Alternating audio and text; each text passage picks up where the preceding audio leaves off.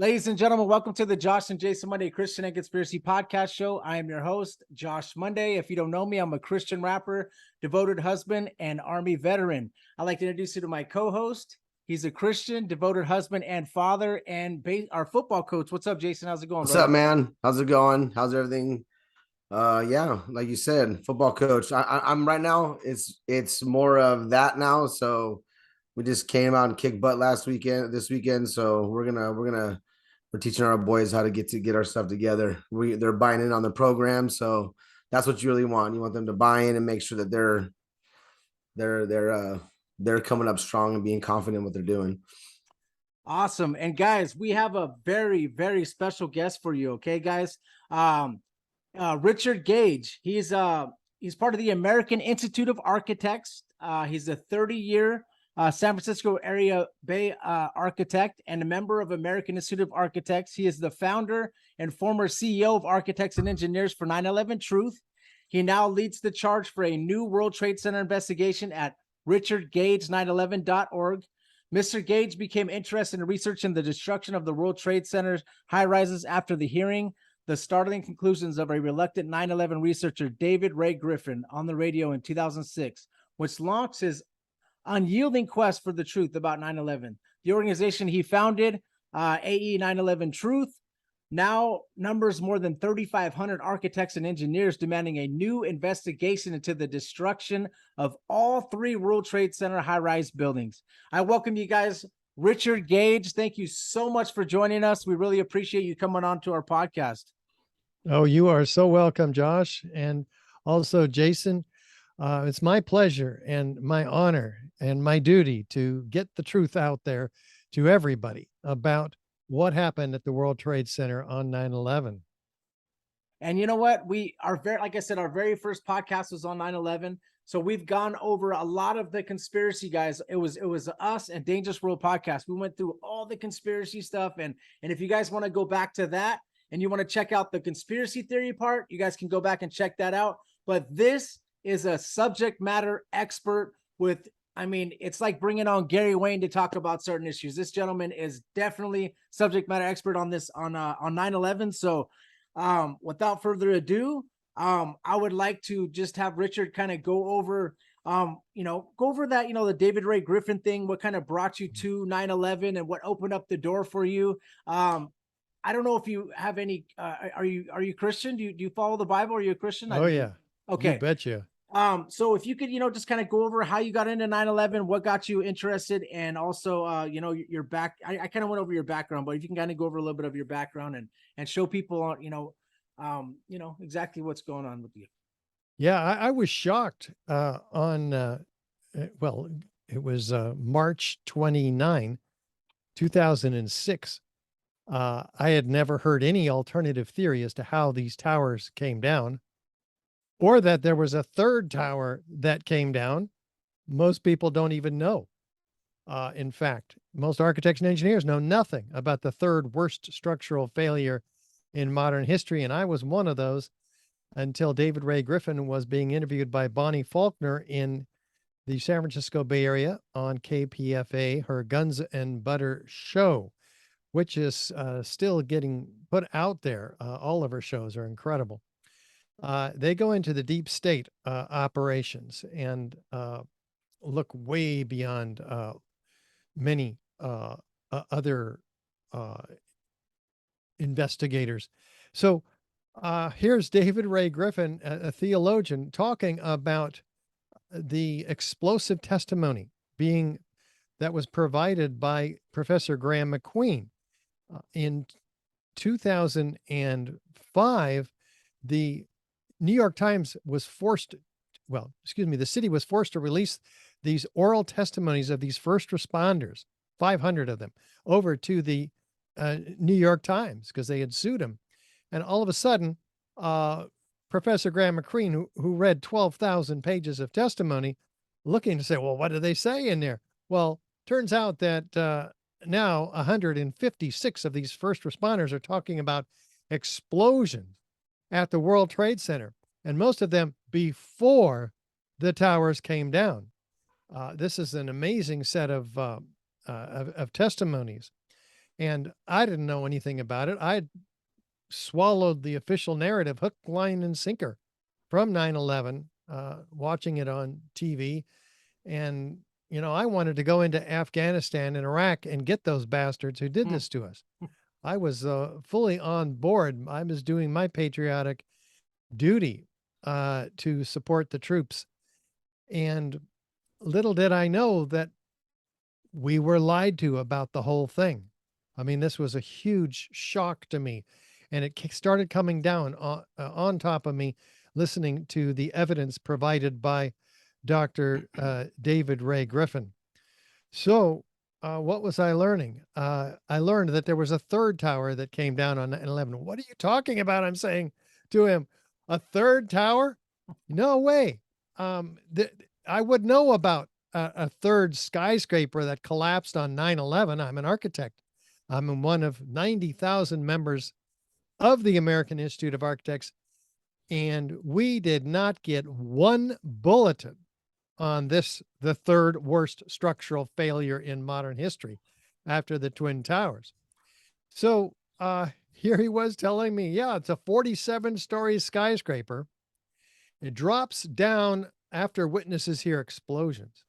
This building, just a football field from the North Tower, about 7 hours after it came down, this is 5:20 in the afternoon, after witnesses hear explosions, it drops like a rock straight down uniformly, symmetrically into its own footprint in under 7 seconds.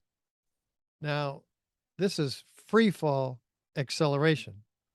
This means that not one of the 80 columns in this building gave any resistance to this building's collapse. Sounds planned. Like it was planned. Well, it looks planned too. Yeah, I mean, when you look at explode, it. yeah. It looks exactly like the old controlled demolitions, like at the hotels in Las Vegas. Yes, We've sir. all seen them. Yeah. It's amazing.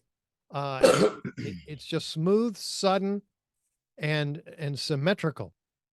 Actually, an extraordinary job. Now, by- you talked about the explosions downstairs. Didn't somebody actually get injured by one of the explosions? Somebody that was in the elevator, like one of the cleaners or something. I heard that was something that was there you may be referring to the Twin Towers, where we have Willie Rodriguez, the janitor, okay. who along with several others, of course, were quite damaged down in the basements. Mhm. Building 7 had Barry Jennings, interestingly, walking into the building after the towers had been hit by planes, because he was responding to an emergency call, and he and Mayor Giuliani's attorney, Michael Hess, were on their way into the building. Actually, they got all the way to the 23rd floor. They took the elevator up there, and they were on their way back because they realized then that it had been evacuated. There was no emergency meeting in the EOC on the 23rd floor. So they were trying to get out of the building, and it wasn't easy because they were being blown around in the building by these explosions in the stairwells. So, yeah, I think they were injured, but mostly what we hear from them is the trauma and the evidence of explosions in this building that wasn't hit by an airplane. So an extraordinary set of testimonies. So yeah, they get out finally, and sure enough, well, he said the whole lobby was destroyed with explosions, and it wasn't that way on the way in, but by the time he got out, there's all these explosions inside a building that wasn't a part of the attacks of that day, theoretically. What's the significance of that building? Because I really didn't study that at all when I first heard I about this studied at it like all. crazy, but Well, you did, but like you can- said, when it happened during that time, when it you mean happened back where I was then? at, Yeah. I didn't know what was going on it either. I was just like, okay, I stayed home. They made us stay home from work, and I'm watching this on TV, and I'm like, wow, this is insane. But what's the significance of that building? Because I still don't really understand the significance of that building. So I would like to know, because I'm still on the outskirts of that. So please, Richard, could you explain that? Well, yeah, first of all, it doesn't matter what the significance of the building is. The building is part of the World Trade Center. The building was blown up in an implosion, a classic implosion. That means, and we have lots more evidence that we'll talk about that proves that. What's particularly relevant here is that we were lied to about it. NIST is the National Institute of Standards and Technology. They were tasked by Congress to explain the collapses of all three World Trade Center skyscrapers to the American people. There were fires in this building. They were few, small, and scattered by all observable metrics, photos, and videos. And the NIST blames these fires for the collapse of this building. Well, no steel frame, fire protected high rise has ever collapsed in history. There's been dozens of much hotter, larger, and longer lasting fires in these buildings. So what does NIST do with this? Well, they're given several $1 million for this particular building, and they try to form an elaborate proof, if you will, of by computer modeling how this building came down. They have a theory, and it's elaborate, and every one of the steps in this elaborate series is provably fraudulent. And that's what we do in all of our work, actually, but particularly in the documentary 9/11 Explosive Evidence, Experts Speak Out. Now, I think one part of your question is, why would they blow this particular building up? Yes. We don't know the answer to that question, which is why I'm not excited about speculating on what was special about this building. Okay. The fact that it had the IRS, the CIA, the Department of Defense, and Securities and Exchange Commission, interestingly, very interestingly, on the 12th and 13th floor, which was where the worst fires were, where they lost thousands of files related to hundreds of cases they were actively pursuing against Wall Street companies like Enron and WorldCom. Oh, wow. So, that might be the most significant coincidence. And the gold, probably. There was gold underneath the World Trade Center that also they said it was I don't know if that's a conspiracy theory or not, but they said there was some gold underneath building 7 too, underneath building that disappeared, 6. right? Oh, building 6. Okay. Building I'm 7 sorry. did not have a basement. Okay. It was built over an existing electrical substation, interestingly. But that was not part of the collapse scenario either. And then building 6, you mentioned building 6. So, well, let's stick with building 7. Maybe I'll let you finish on that first before we move on to other. Okay. Well, building 7, interestingly, you have these mysterious construction workers walking away from the building in the afternoon of 9/11, hearing an explosion over their shoulder, looking back at the building, and then looking straight into the CNN camera and saying this, "You hear that? That building's coming down. Flaming debris coming down. The building's going to blow up." So here we have what's called foreknowledge of the building's collapse. If you're going to bring down a building, people know about it in advance. In fact, they were telling all the firefighters, don't go in there and fight the fire. In fact, they were met with armed guards, preventing them from doing that.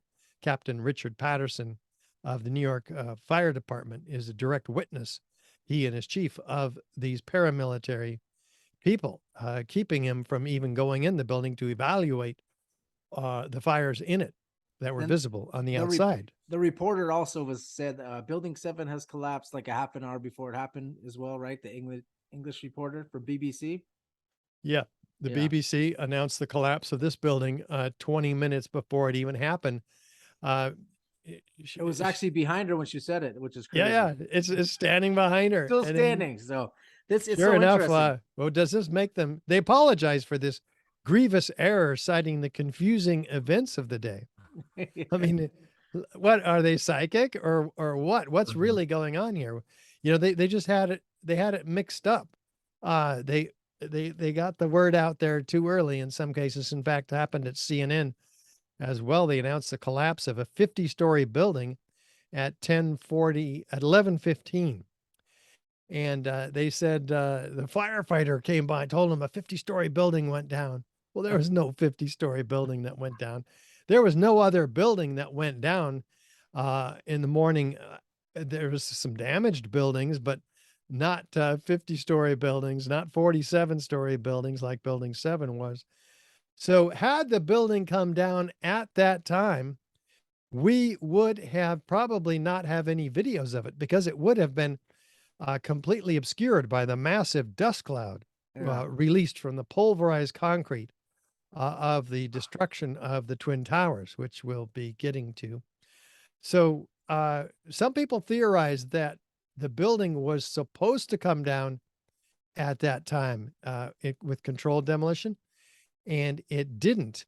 And therefore, they had to go in and fix the dud in the afternoon, and those mysterious construction workers that's what they were talking about, you know, knowing the Mhm. building's about to blow up when Yeah. it has a few small scattered fires, when fires have never brought a steel frame fire protected structure down ever. So we look at the evidence that's available in from the thermal imaging of flights above Manhattan, but from these planes from NASA. They document surface temperatures. Actually, surface temperatures days later, measuring 1,400 degrees in particular at Building 7, but also at the Twin Towers.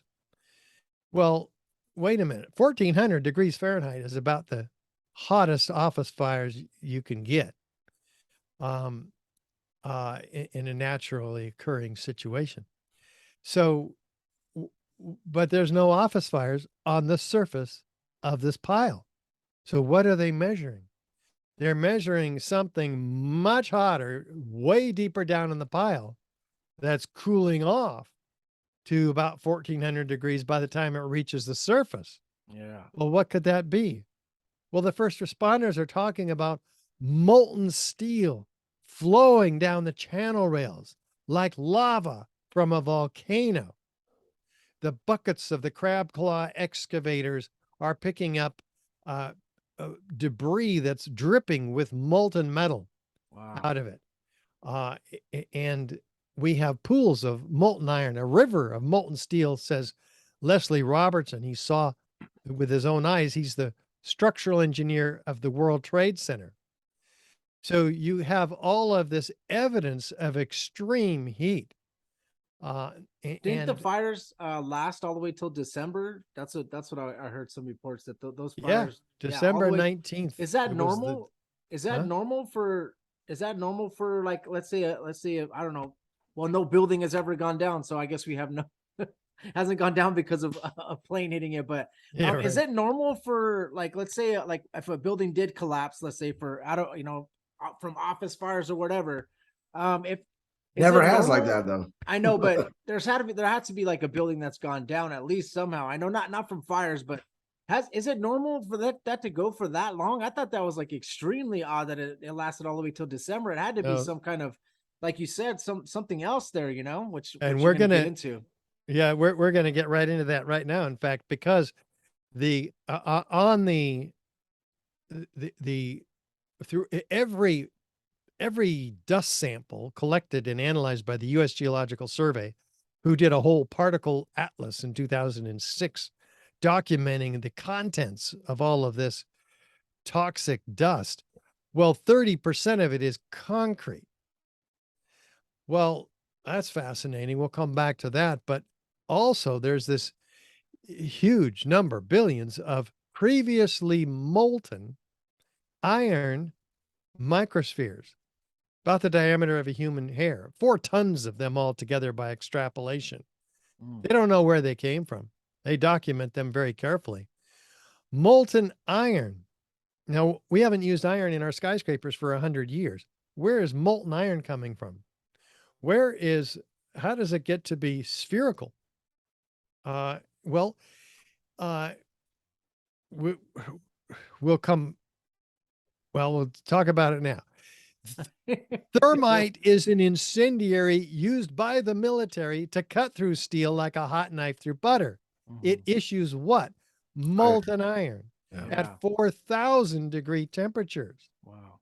And so it also they add sulfur to thermite to become thermate, much more effective at cutting through steel. So they find lots of sulfur. In fact, FEMA documents hot sulfur corrosion attack on the steel. This is in 2002 in their Building Performance Assessment Team report. A metallurgical examination included as Appendix C, which shows the 2 samples of steel that they had, because they destroyed all the rest starting just 2 weeks after 9/11. Went to China, 400 right? truckloads a day carting this steel away. But they managed to save a few pieces, and these 2 pieces made it to Professor Sassoon and those Jonathan from- Barnett. Do you Jonathan believe- Barnett says the ends of the beams were partly evaporated in extraordinarily high temperatures. That takes 4,000 degrees. What were you going to say? Were the steel that he got, do you know if that's from Building 7 or from actually the World Trade Center towers? Was Both.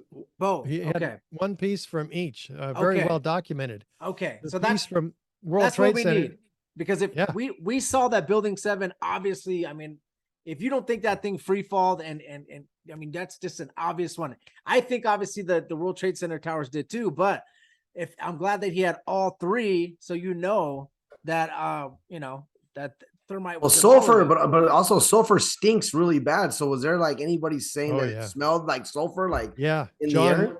John Feel, an iron worker, said the smell of sulfur, I could hardly get it out of my Yeah, because that's hard my head. because I'm allergic to it, and when I smell it, it hits me hard, and and it makes me cough, and it's bad, and I can understand what they're probably saying. Well, I and believe it. that's just the beginning of the problems for people who were breathing that stuff in. Sulfur, they had carbon nanotubes in their lungs. Wow. Of course, the asbestos, there was several tons of that. But anyway, back to this report, because the ends of this steel beam partly evaporated, 4,000 degree temperatures to evaporate steel.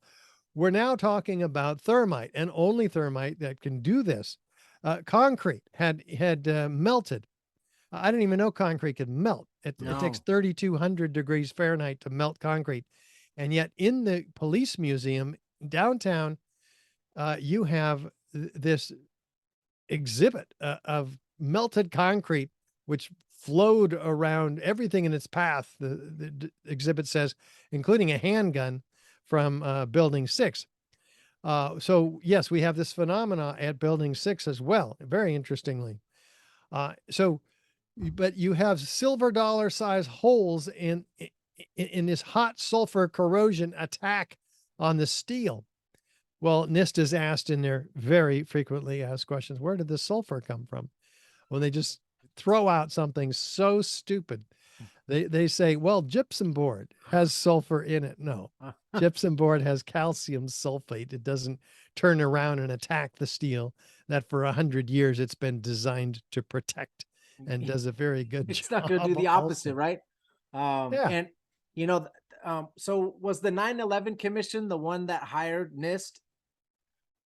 Was that the people that hired him? 'Cause No, I know, Congress hired NIST. okay, because I know Henry Kissinger was I think he was in charge of putting together the 9/11 commission, if I'm not Well, mistaken. he was slated to do that, but the family members put up quite a fuss about that, because he is a genuine cover-up artist from decades go. back. Yeah, well, So that that's didn't good that fly. they knew. Yeah, okay, cool. Yeah, I've heard rumors of him being part of that, and I'm sure if you dig into one thing that you do on a conspiracy is you dig into each individual. And I'm sure if you dug into each individual that are on the 9/11 Commission, I'm sure you could find some sort of, I'm not 100% guys, some sort of secret society they're involved with, or some type of Freemasonry, or some type of, usually that happens. Like, for example, like the JFK, when they put together that, 6 out of 7 of them were all Freemasons, and so was Lyndon Johnson, and so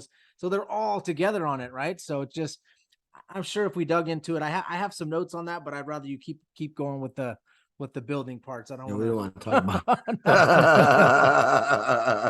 I don't want to get too crazy, you know. No. But Well, and I always learn a lot when those topics come up, because I look for the deeper mysteries involved in the manipulation of millions and millions, a billion people at least around the world, by these false flag operations, which are set up to put us in a climate of fear and manipulate us emotionally. In this case, obviously, to support the invasion of 2 countries, Afghanistan and Iraq, in which over 1 million people have perished already, imposing a $6.5 trillion global war on terror, a global war of terror, actually, on the world, to enact the goals of the Project for a New American Century, which were put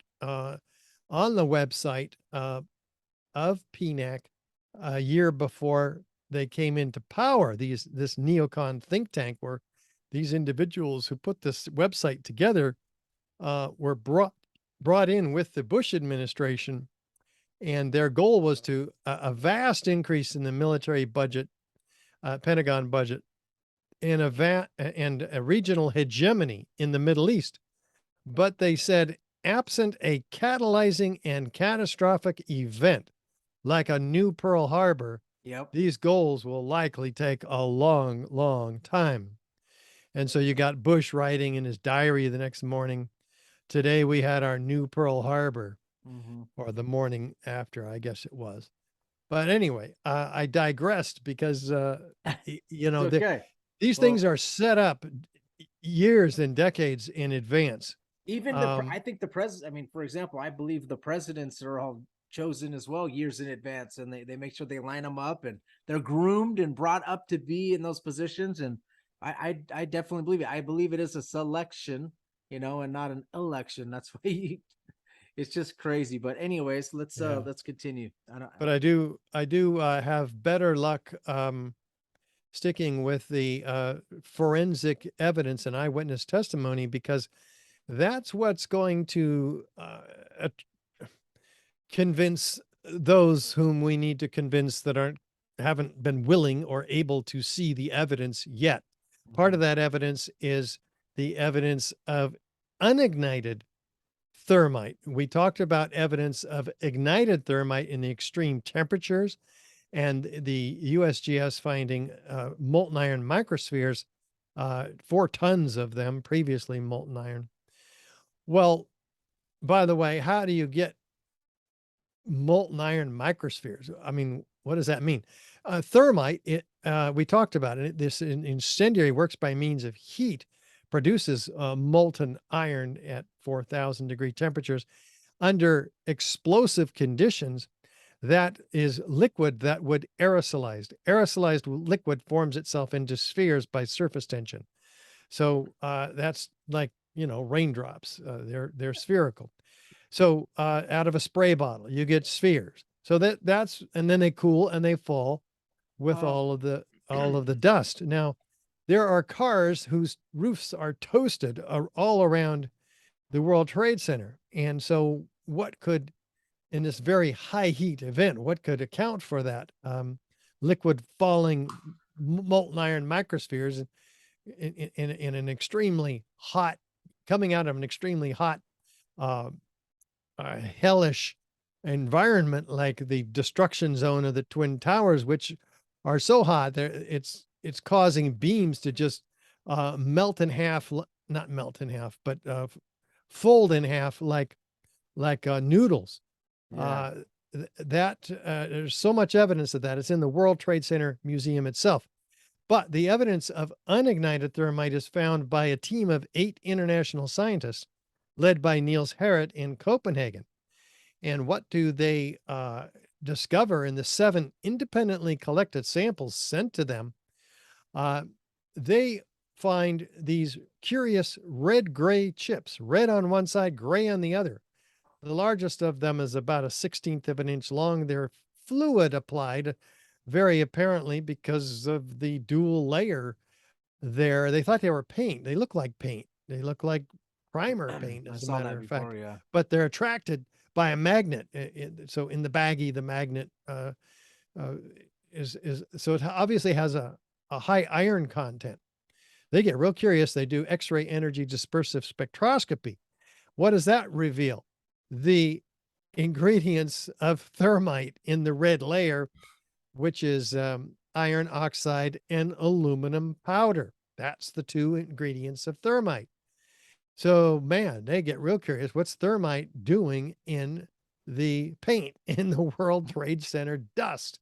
You know, every sample they collected had this stuff. So they zoom in 50,000 times.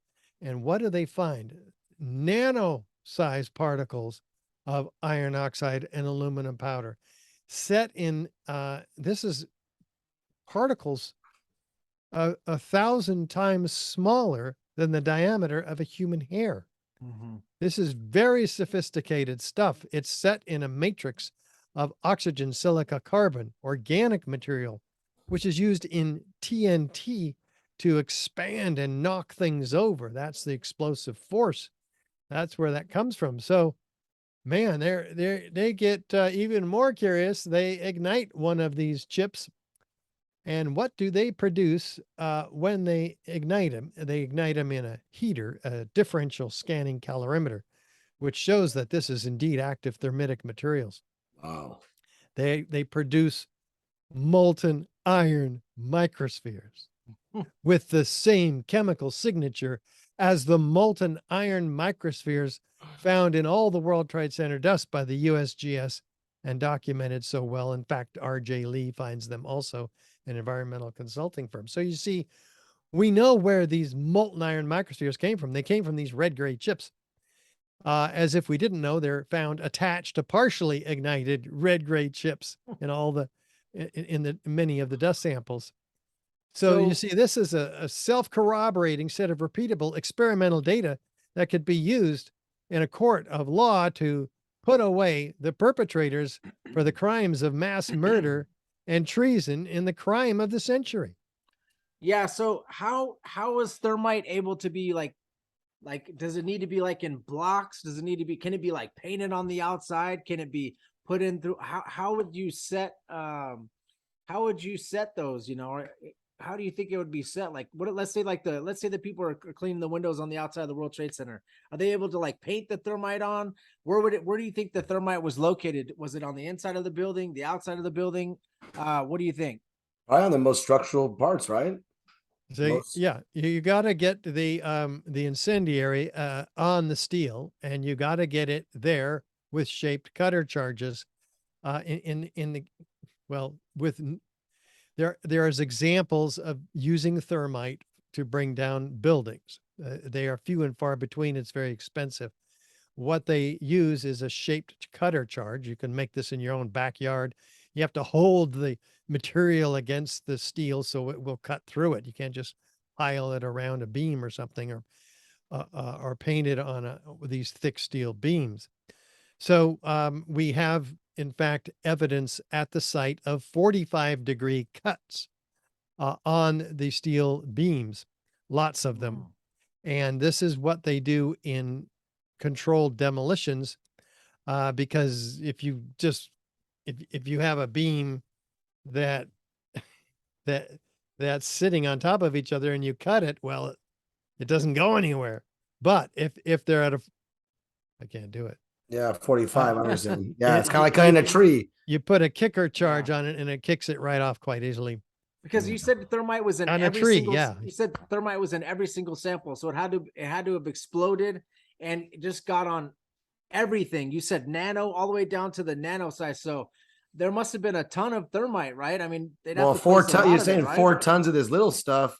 Well, they have 4 tons of unignited Yeah, thermite as that's well as yeah. 4 tons of the residue of ignited thermite by extrapolation, plus or minus a ton or whatever. But Wow. the point is that the dust is full of both, all the dust. In fact, the EPA called these molten iron microspheres a signature component of World Trade Center dust.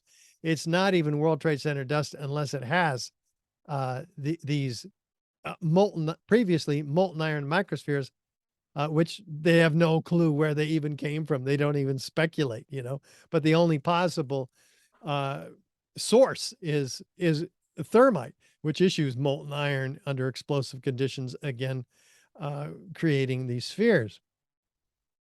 So whoever breathed this stuff in, they'll probably maybe years from now have some kind of cancer or some kind of weird Bro, they're suing. mesothelioma type They're of suing thing the going government on. right now, bro. Yeah, that's what I'm Wow. saying. So that Well- they breathe all that stuff in, and that's what causes. See, like that's what the main cause of that type of cancer is if you are exposed to that type of stuff. And it could be because Niels Harrit gave a lecture in 2010 documenting this study of this particular doctor who did a peer-reviewed paper which showed that there are carbon nanotubes in the lungs of the 4 subjects that they studied. Now, carbon nanotubes are issued as a result of nanothermite. So he doesn't know of any other source that could have been from.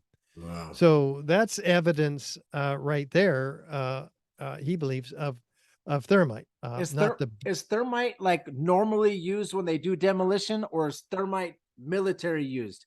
So like, if you do a normal demolition, let's say like of a Vegas building, do they need thermite to make it do that, or No. is that more, that's No, like advanced, right? That's, if you're using Well- thermite, that's like an advanced military type of weapon. Thermite is used, to weld railroad ties going back before the turn of the century. It's not an advanced material. Its development into nanothermite became very advanced by Los Alamos Lab prior to 2001. There's peer-reviewed papers that document exactly what it does, including producing molten iron microspheres. And igniting at 420 degrees Celsius, 750 Fahrenheit, which is what the 7 samples, or 4 of the 7 samples, and it could have been all 7, but they ended up documenting 4. They did the very same thing. But let's separate these. You have thermite and you have nanothermite. Thermite is an older form of incendiary that is used to destroy steel. They use it to destroy tanks and deform the barrels and so forth. And it melts steel. It's really quite effective. Nanothermite is the dual layered red-gray chips. And we only have theories as to how that was used, but it could have been sprayed onto the underside of the slabs, for instance, the metal decking, and because apparently this is a form of thermite that's been, because of its nanoscale, its surface area of these particles increases exponentially, engineering an incendiary to become more explosive. So it could have the explosive properties, I don't know, capable of pulverizing the concrete, because 90,000 tons of concrete was pulverized to a fine powder on 9/11 in midair. And by the way, this powder was released distributed across lower Manhattan in a 3 square mile area from river to river. So here is probably half the weight of the building, 4-inch thick and 8-inch thick slabs of concrete, 110 of them, 40 an acre in size, each of them. So 45,000 square feet. So pulverized in midair. You can see this like right away as these explosions are going off. So is that weight available to crush the rest of the building. No, it's not. Clearly, it's not. It's a 3-inch thick blanket over all of lower Manhattan. It's not there. And guess what? The steel isn't either, because what we see, well, first of all, the first responders, over 156 of them per Professor Graham McQueen, are witnesses of explosions. Again, many of them before the towers ever come down. But also during the, they're seeing explosions from different floors. They're seeing flashes of light from different floors. And then they see, and we have plenty of evidence of 4 and 8 ton structural steel sections ejected laterally out of the side of the towers, landing 600 feet in every direction. And physicists have clocked the speeds at 80 miles an hour laterally. Wow. 600 feet. Now, this is most of all the steel in the building, well outside the footprint of the building, which means what? It wasn't either available to crush the building, either of the buildings. So that's, if the steel and the concrete's not available, that's most of the way to the building. What's left to crush the building? There's not much left. And yet you have this wizard structural engineer and mathematician, Zdenek Bazant from Chicago Northwestern University, doing calculations feverishly in his den, starting in the day of 9/11, submitting this peer-reviewed paper to the American Society of Civil Engineers Journal of Protective Structures. And it becomes the theoretical basis for NIST's initiation of failure theory, and it remains so today. And he submits it just 2 days after 9/11. The rest of us are in shock trying to figure out when the next attack is coming. This guy's in his basement cranking out these. I mean, this is clearly a work of wizardry. It's so obfuscated that engineers took 10 years to decode it. Finally, when they did, they found out that he exaggerated the mass up above the point of jet plane impacts 3 times or 2 times, and he decreased the strength below 3 times. So it's totally rigged in favor of a collapse. So this is fraud that is being challenged also in the journal by Tony Zambodi, Gregory Zudolinski, and Richard Johns. Do you think there's a possibility that because Larry Silverstein, he did pull out that insurance, 6 months before. Do you think there's a possibility that whoever was in on it? Let's clarify that part first. It was 6 weeks only before 9/11 that Larry Silverstein assumed control of the entire World Trade Center. He built Building 7 in 86.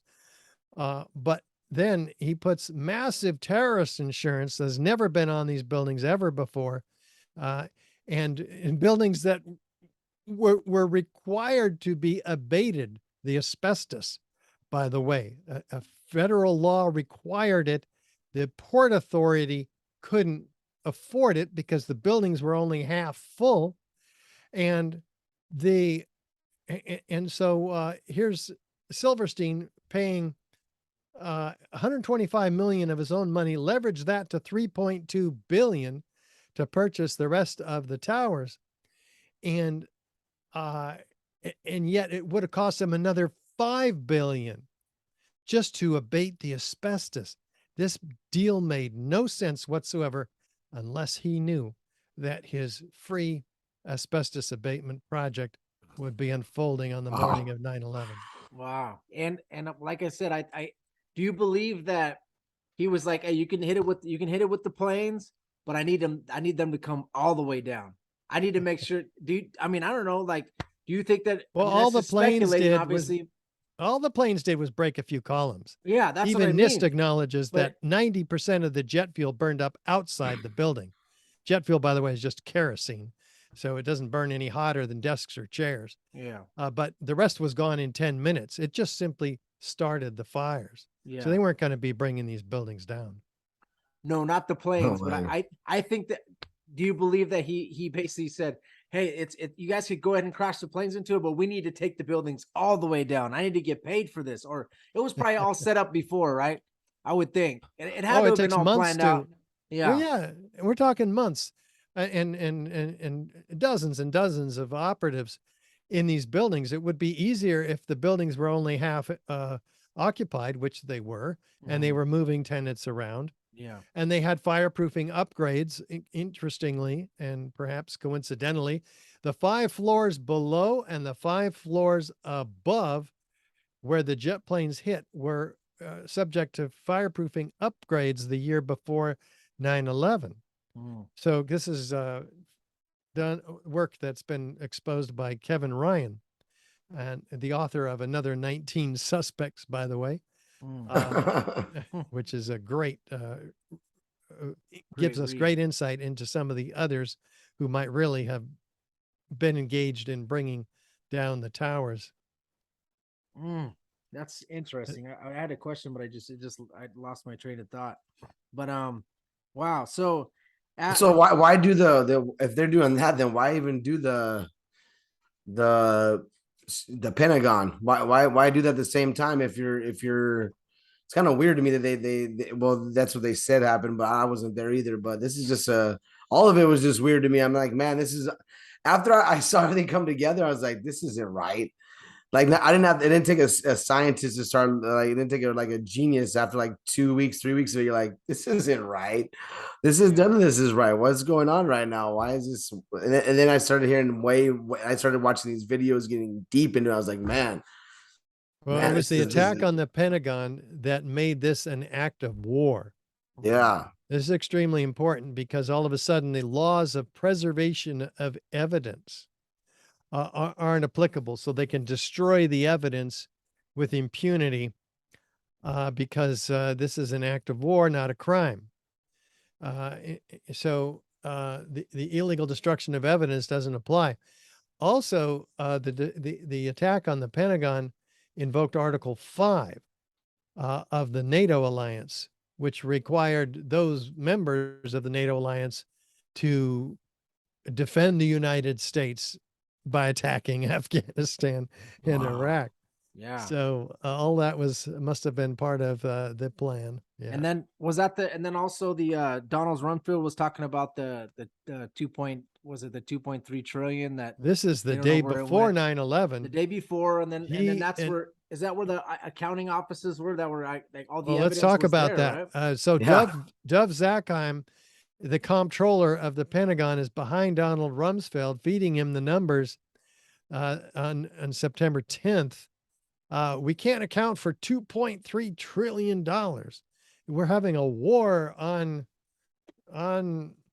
waste. So, interestingly, he did that. I don't know why, just to put it in our face, I guess. But the next day, of course, when the people, agencies and governmental military officers who were tasked with finding that $2.3 trillion were in fact the ones attacked when whatever hit or destroyed the Pentagon happened on the morning of 9/11. And by the way, that was an hour after both towers were hit. You've got this plane flying around completely unmolested when obviously the whole country was, well, the country was under attack, and the whole of the military should have been responding, but they had 40 drills on that day, and which sent half the fighter jets north to Alaska and Canada, get them out of the way. Presumably, they weren't available to protect the vulnerable Yeah. corridor there. Coincidence. No, that's crazy. Yeah. Plenty of them. Well, By the way, half of these drills were on the day of 9/11 and putting false radar blips targets on the NORAD screens by confusing the text. And I don't know, is this real world or they're saying to themselves and it's recorded, or is this the drill? And then they say, somebody turn off these simulations. They're just getting really upset because they can't tell what's going on. They can't effectively address a real attack on the country. Which, yeah, and that's, and yeah, that was, we did a whole deep dive on that on the conspiracy show. It's just crazy. I don't know if you're ready to kind of get into the actual World Trade Center. We did Building 7, the World Trade Centers. I mean, is there any possibility that could have collapsed because of the plane or anything, or are you 100%? I'm 100% convinced that it was obviously a demolition, but is there any possibility that it could have happened the way they said it happened, or are you just like, there's no way, 100% as a professional architect and engineer, what do you think? There's two different questions there, at least. One is, if the buildings weren't blown up, could they have collapsed? My professional opinion is no. It's very clear that, even if there could have been an initiation of collapse, that portion above the point of jet plane impacts could not have driven the rest of the building down to the ground and then destroyed itself. That's the whole theory that Zdenek Bazant came up with from Chicago Northwestern University. That's like running a Volkswagen into a Mack truck and saying the Volkswagen destroys the Mack truck. Yeah, This is a virtual pyramid. You have the lightest steel up the top, and then the heavier, cold, hard, intact steel as you go down. So even if there was the initiation of a collapse, it clearly would have come to a rest. But more importantly, we have the evidence of explosives, as we've been discussing, and incendiaries that have to be accounted for. One of the evidence is these squibs, or isolated explosive ejections, occurring 20, 40, 60 stories down below this zone of destruction. There's no accounting at all in the official narrative about how these are blowing out solid structural steel members out of the sides of the twin towers at 150 to 200 feet per second bursts. This is not air pressure from some top section pushing air down the elevator hoistways, for instance. So yeah, no, we've been lied to 6 ways from Sunday, and we have 24 bodies of proof about it. And by the way, that proof is on our website, richardgage911.org, in the form particularly of a documentary I made, 9/11 Explosive Evidence, Experts Speak Out, where you can actually see the photographs, the videos, hear the testimonies of the witnesses. It's a whole lot more compelling, this graphic evidence. You guys have architects and engineers. Do you have any demolition experts that agree with what you guys have came up with? Oh, sure. Yeah, they appear in the film as well. One of them, in fact, is Tom, and he is an explosives loader. He actually worked for Controlled Demolition Inc. For 3 years, putting explosives in. He describes Building 7, where the top part, the penthouse, after the east penthouse comes down in Building 7, there's the screen wall in the west penthouse, which falls just a half a second prior to the overall building coming down, indicating that all 20 columns beneath that section of the roof structures has been taken out all at once. Again, completely betraying the NIST report that says that this instability traveled from east to west, which is a complete lie, a fabrication, and is betrayed by all the videos. So we've got them 6 ways from Sunday, but we don't have the platform that they have. We've on many occasions, dozens of occasions, given hundreds and hundreds of press releases to mainstream media regarding our various events and press conferences and so forth. We've given the list of petition signers, again, 30,000 years of technical credibility assembled there. We've given that to in our documentaries at different times to all 535 members of Congress. We've done what we can do. And so I've kind of resigned myself to speaking to the American people through forums such as you've courageously provided here to get the truth out to as many people as possible. I've done 700 interviews now, so I'm see getting you everywhere, better man, I'm at it. telling you, which is amazing. Nice. I love it, man. So, as far as the planes, this is what everybody always asks me, and I'm kind of like, I'm not sure. What do you think they did with the passengers of the planes? Or do you think that they were in the planes and then exploded, or do you believe that or do you believe that the planes were drones? What is your opinion on that? I know that you Well, don't like to there's speculate, but there's belief, there's speculation, and then there's research by others in this category. And the research by others, I believe, I believe it because I haven't researched it myself. That the planes were substituted. That's what most in the 9/11 Truth movement have come to consensus about, and that we have military drones that are capable of hitting a 200-foot wide target at 500 miles an hour and doing the types of last minute adjustments, like the airplane wings doing that. yeah. So that's disputed by some in the 9/11 Truth movement. But as far as the people, I haven't seen any evidence of what happened to them. Yeah, that's a tough one to answer. What about starting your own alternative media? You ever thought about that? Like maybe I always thought about maybe starting your own like a not like a YouTube or something like that, but something like that. Maybe that only promotes to research and really good research instead of these nowadays where they just you seem like everybody that's doing the research just does it to like mediocrity and just stays there and just make your money, and who cares about actually giving out the truth. Maybe some people should start an alternate form of media that could actually compete with the big media that's out there right now. I think that'd be a pretty cool thing to do. Yeah, I'm doing that.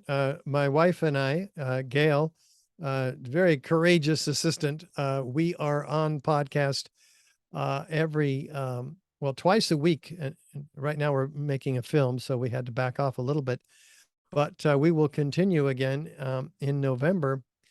In fact, we're interviewing Stephen Jones together tomorrow, not tomorrow, Tuesday, and he is a pioneer in the 9/11 Truth movement. He developed several peer-reviewed papers that document extreme temperatures in the World Trade Center dust beyond even the molten iron microspheres, which he studied as well, but melted molybdenum, and that takes 5,000 degrees to melt. Evaporated lead, he documents from the work of others, the U.S. Geological Survey. Lead, the evaporation and I guess later condensation of lead onto insulative materials, that's again thousands of degrees. So he's done lots of work like this in addition to giving presentations himself on all the aspects of the destructive, explosive destruction of the towers. Anyway, we'll have him on Tuesday night. He's been gone a long time, and Gail and I are looking forward to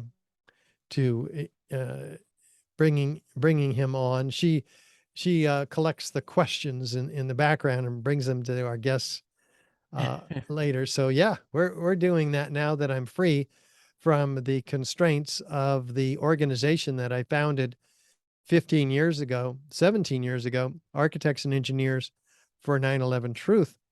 So we're working independently now, and they are continuing to do what they do best, and that is attract the academic professionals with the credibility of 3,500 architects and engineers that I had collected over the last 17 years. And what I'm doing is branching off into exposing the lies of the COVID narrative that's been foisted on us over the last 2 years and the false solution to that problem. But I think we're streaming on Yes. YouTube, so we don't want to go through much more. As soon as my Sorry, brother always looks at YouTube. me as soon as someone starts talking about that, I just cringe like, No, I don't care. I'll say what I no. want. It's okay. Don't say it's what all you good. want because No, I've no, already no. got strike for that. So I just I know. I okay. lost 3 YouTube channels for a similar reason, plus hate speech. Yeah. Did you know I do which hate is speech? insane. Yeah. It's like, man, everything you've said sounds 150% well researched, well documented, just very well presented. And I'm sitting here just like, man, I didn't even know half this stuff, and I'm like, this is amazing. Yeah, This is Well, the stuff it's that a lot. So, who do you think were the masterminds of this operation? Who do you believe was like the ones that just? I mean, as you go into who you think they are, I have follow the money notes that I could kind of go into after you present this. Who do you believe? Well, I don't repeat names that I hear because it gives to those on a silver platter the ammunition to use against us, saying that we have a political agenda. There are people, like I've mentioned, Kevin Ryan is one of them, who actually wrote a book, Another 19 Suspects. So I encourage people to look there for the evidence of an inside operation. You know, those who truly stood to benefit. And speaking of follow the money, you have James Corbett, who's doing a great job exposing those who benefited in his documentary 9/11 Trillions, Follow the Money.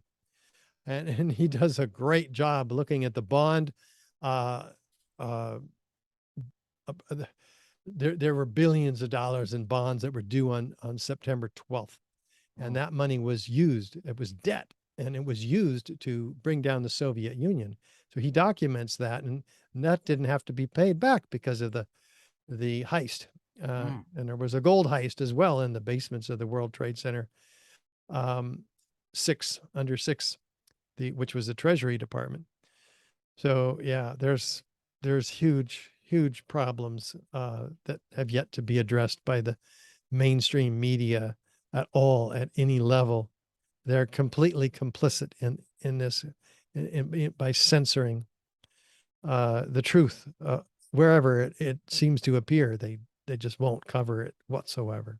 a lot of holes in this story. They just read off a teleprompter and that's it. So yeah guys, so we have Halliburton. That's Dick Cheney was the VP of Halliburton. So when I was overseas, I saw I was getting paid as a specialist, maybe $50,000 tax free to fuel helicopters, and Halliburton and their employees are getting paid 140 to 200,000 tax free over there. So Dick Cheney was the vice president of Halliburton. He was on the board of directors there. Afghanistan, when I was actually deployed, one of my higher ups that retired from the Air Force, he not my higher ups, I'm sorry, one of my old boss, he sent me this article like, hey, this is what they're doing. And there's lithium in Afghanistan, which is with the cell phones and all the batteries, we're going to need that. The Taliban was also shutting down all the opium, right? So the pharmaceutical companies were like, hey, we need this. We need this, so that's another reason probably for them to go into Afghanistan. I heard about the lithium. That's $1 trillion worth of lithium, I believe. As we know, the CIA transports a lot of, I mean, we've done a podcast on it already. The CIA kind of transported a lot of drugs. So I know that Donald Rumsfeld was actually involved in the pharmaceutical industry. I guess he was like, I don't know what it was, the drug that he was fighting for, but so he's the CEO of one of the big okay, big there we pharma. go. Okay, there we go. So you got the Forget which one. pharmaceutical companies wanting the opium, you know, so you kind of see where that went on the military industrial complex, you know, obviously every single bullet, bomb, plane, anything that happens, they make profit off of every time that anything, you know, any bullet is shot, bomb goes off. You know, the peak oil, obviously we know George Bush family, they go in hand with the oil. So so the between the you know, the biggest political donors and lobbyists are the oil companies, pharmaceutical companies, cell phone carriers, and the military industrial complex. So we kind of see how interesting it gets, you know, when you do follow the money. That's barely touching the surface of I don't want to get too crazy into it, you know, but that's barely scratching the surface of what was going on. And then also the $2.3 trillion is another thing that disappeared, you know, and that war, you know, you see a lot of military members that came back, and once they found out what they were really fighting for, I've Like seen them throw Vietnam. their patches on the floor, stomp on it. And just to let everybody know that just about every single war that we've been into has been from a false flag, you know, from Vietnam on, you know. Vietnam, obviously we had the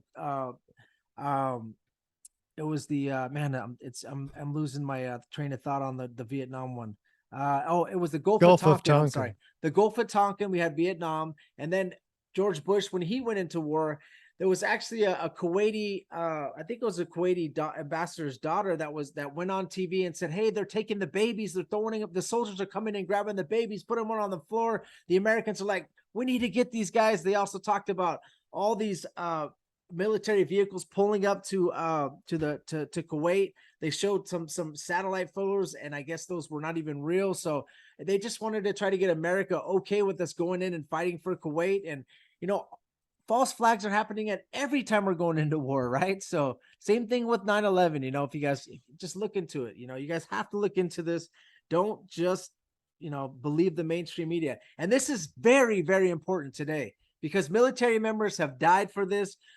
Tons of people have died for this, you know, so it's vastly important. Some people tell me, dude, it's 9/11. It was a long time ago, but it set up the Patriot Act. It set up everything we went through just in 2019. Basically, what they did is they just they take out our Bill of Rights, our constitutional rights, whenever emergencies happen. So that's what we're seeing, you know, and they're signing over our rights whenever the, you know, these big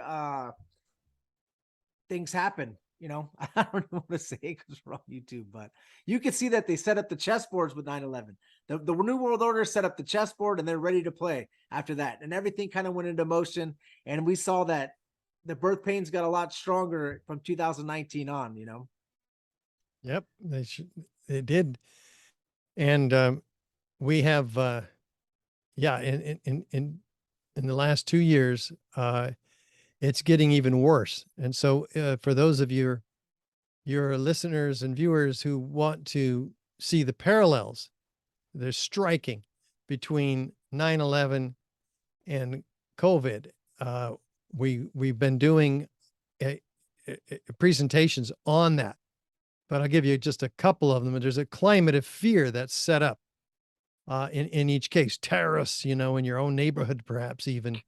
And 9/11 where, you know, the elusive, powerful enemy there also that you can't quite get a grip on. You know, a virus is so small, it could be hiding on the ATM machine and it could kill you. You could kill your grandma because you could become a super spreader asymptomatically and things like this. And of course, all to an end of the big solution, which is the jab, which is extremely dangerous. And so we won't go into detail about that. But I do in my other presentations, and I encourage everybody to take a look there.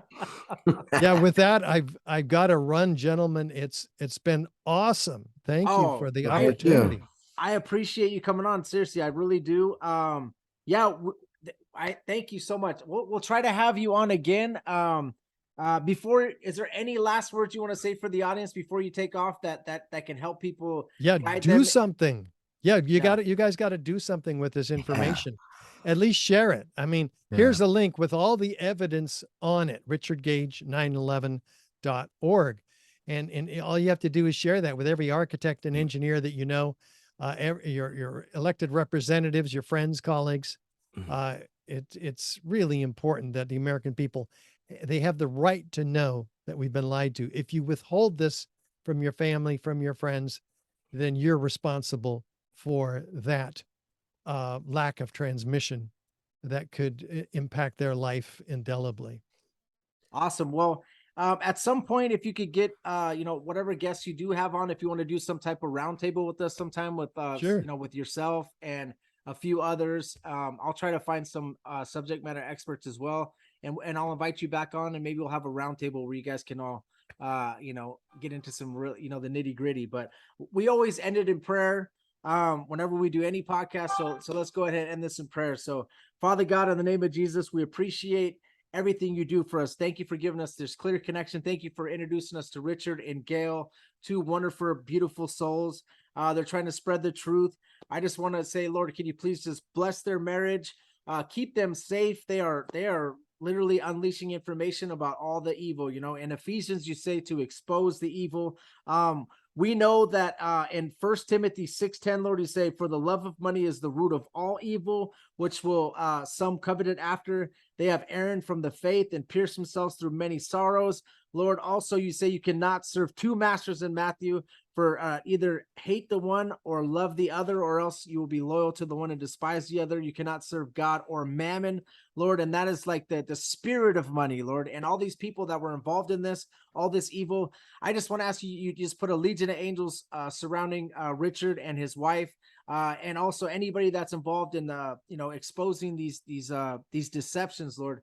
All they're trying to do is just expose Satan for what he is, and everybody that's involved. So I just ask that you please protect them on their journey. Help his new endeavor. I know that he was standing for the truth when he got let go from the place that he founded. So Lord, you know that you just propel him on all these podcasts. I see that he's jumping on all these big podcasts.